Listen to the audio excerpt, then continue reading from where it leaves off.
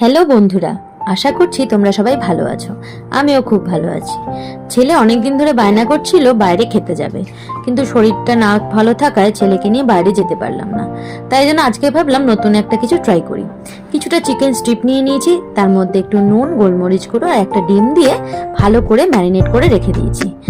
কেটে নিয়েছি এখানে কুচি কুচি করে রসুন, তার সাথে একটু আদা কুচি, কিছু কাঁচা লঙ্কা কুচি আর পেঁয়াজগুলোকে আমি খুব 4টে টুকরো করে সেগুলোকে এরম ভাবে কেটে নিয়েছি। এবার ম্যারিনেটেড মাংসগুলোর মধ্যে 2 চামচ কর্নফ্লাওয়ার দিয়ে ভালো করে মেখে নিয়েছি। এবার ফ্রাইং প্যানে একটুখানি তেল গরম করে নেব। তেলটা একটু বেশি পরিমাণে লাগবে, কারণ চিকেনগুলো ফ্রাই করতে হবে। এবার স্ট্রিপগুলোকে একটা একটা করে ছেড়ে আমি চিকেনগুলোকে ফ্রাই করে নিয়েছি। বেশি ডিপ ফ্রাই করবে না, খুব একটা দরকার নেই। একটু বাদামি বাদামি হলেই চিকেনগুলোকে তুলে নেবে। যেরকম ভাবে দেখতে পাচ্ছ এখানে, ঠিক এরকম ভাবে চিকেনের কালারটা যেন আসে। এরপরে ওই সেম তেলটার মধ্যে আমি পেঁয়াজগুলোকে দিয়ে ভালো করে ভেজে নেব।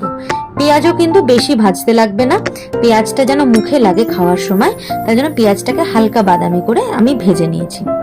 এরপর ওই একই তেলের মধ্যে আমি রসুন কুচিটা দিয়ে দিলাম, তার মধ্যে দিয়ে দিলাম হচ্ছে আদা কুচিটা। এবার এই রসুন কুচি আর আদা কুচিটাকে ভালো করে একটু কষিয়ে নেব, এবং ভালো করে কষিয়ে নেওয়ার পরে এর মধ্যে আমি অ্যাড করব হচ্ছে স্বাদ মতো নুন। তোমরা তোমাদের মতো নুন নেবে, কেউ কেউ তোমরা আজিনামোটো ইউজ করতে পারো, বাট সেটা তোমাদের চয়েস। এরপরে দিয়ে দিচ্ছি 2 চামচ সয়া সস, 2 চামচ টমেটো কেচাপ, 2 চামচ চিলি সস আর 1 চামচ ভিনেগার। এরপরে একসাথে সবকটাকে দিয়ে সসটা বানিয়ে নিতে হবে। এরপরে অ্যাড করব হচ্ছে পেঁয়াজটা। পেঁয়াজ যেটা ভেজে তুলে রেখেছিলাম সেই পেঁয়াজটাকে এবার অ্যাড করে নিচ্ছি। এবার এই পেঁয়াজটাকে ভালো করে এটার সাথে কষিয়ে নেব।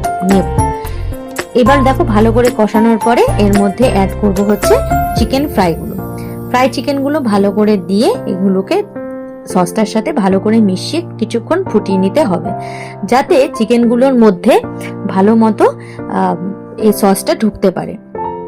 দেখো এরপর এর মধ্যে দিয়ে দিলাম হচ্ছে, আমার ছেলে যেহেতু ঝাল খায় না, ছেলেরটা তুলে কাঁচা লঙ্কাগুলো দিলাম। এই হচ্ছে ফাইনাল রেজাল্ট।